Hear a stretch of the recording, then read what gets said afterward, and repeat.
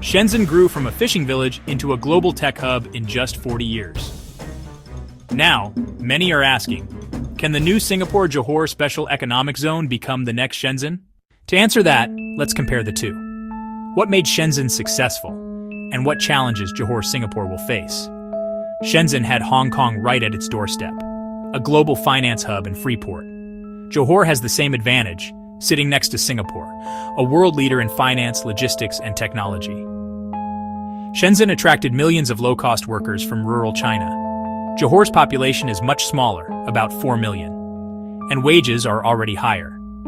The SEZ will need to rely on a mix of Malaysian and foreign workers. China offered companies not just cheap production, but also access to a massive domestic market. In contrast, Singapore and Malaysia together have fewer than 40 million people. The Johor-Singapore SEZ will depend heavily on exports. Shenzhen was backed by a centralized government willing to experiment with capitalism. The Johor-Singapore zone has to coordinate two separate countries with different taxes, laws, and politics. That makes things more complex.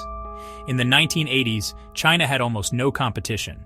Today, the Johor-Singapore SEZ faces rivals like Vietnam, Indonesia, and India, which offer cheaper labor and huge markets.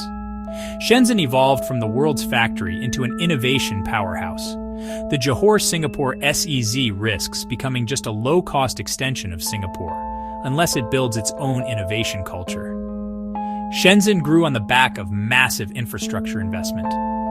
Johor has land and ports, but the causeway congestion is still a bottleneck. Success depends on smoother cross-border movement of goods and people.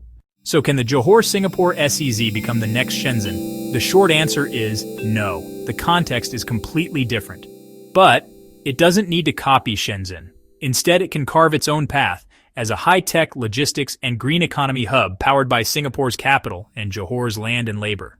In other words, don't call it the next Shenzhen. Call it the first Johor-Singapore SEZ.